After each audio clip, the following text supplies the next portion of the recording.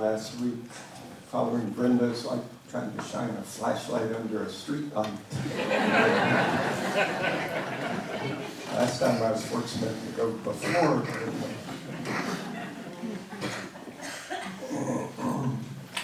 As a child, I would ride my bike to a nearby lumberyard and gather pieces of scrap wood to build things with. In late elementary years, my friends and I were building small tree houses in nearby woods.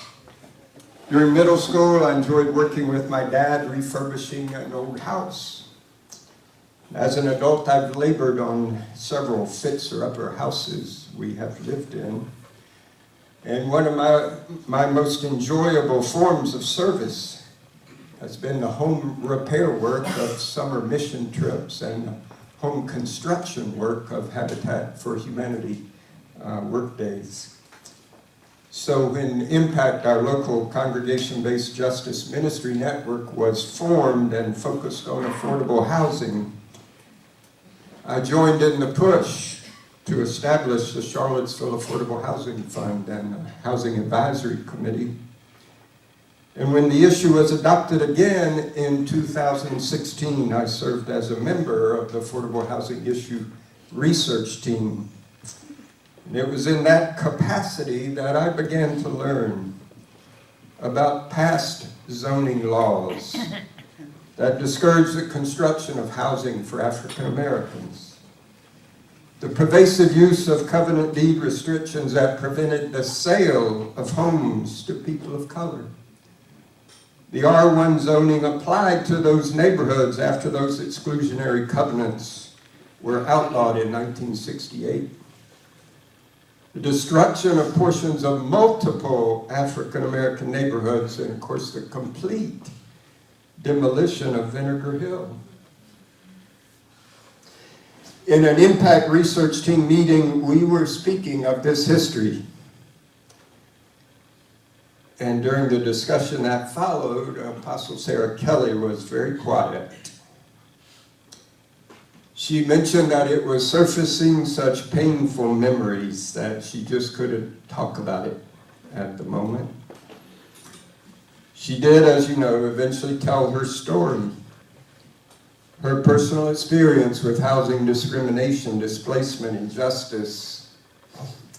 And when she did, something changed in me. Something shifted, as we have been saying.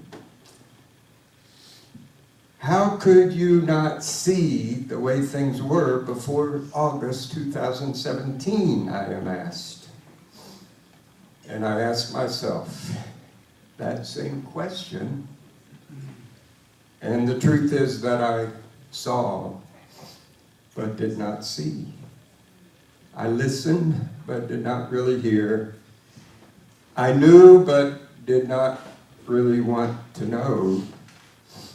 And it was too easy to convince myself that if enough people of faith, love, and goodwill stepped up, we could bring in a day when everybody had access to safe, decent, affordable housing.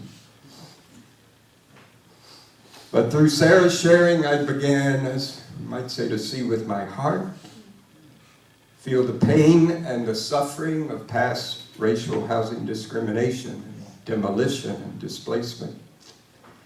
And I began to see the present realities of segregated neighborhoods and disparities of home ownership rates and limited economic mobility and enormous income and wealth gaps as the fruit of these past actions and policies.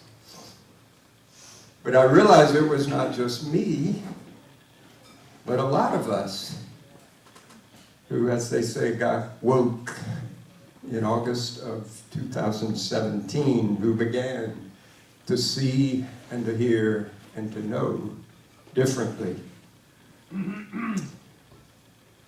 Which I believe has made for an unparalleled moment where we, as a community, might address our past history and take strides toward that harmonious, multi-ethnic, midst-income, beloved community where all are treated with dignity and all flourish as beloved children of God. So as I think about what I can do in the community, what we can do in our community to address racism and increase racial equity, I believe we must stand up and speak out and work to change the racial segregation and inequities in access to housing that most people think of as naturally occurring, but are in fact the product of over 100 years of intentional and systematic efforts to exclude African Americans from housing security, accrued wealth through home ownership, and opportunity for advancement through home equity financing. This work for justice is central to all of our faith traditions, which call us to seek the intentions of a good and a loving Creator for our life together, and particularly those who are more vulnerable, those on the margins, and in this case, those we have harmed through our past actions, our policies, our attitudes, our silence. You know, the city and the county are each currently going through a community engagement process in order to revise and update their housing policies, their housing strategies, their housing sections of their comprehensive plans.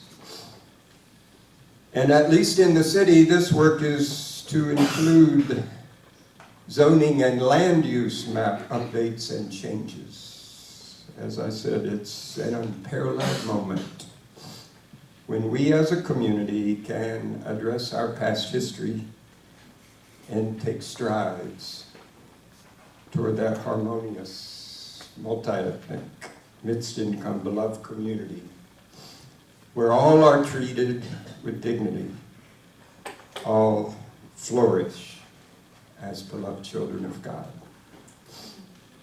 Amen.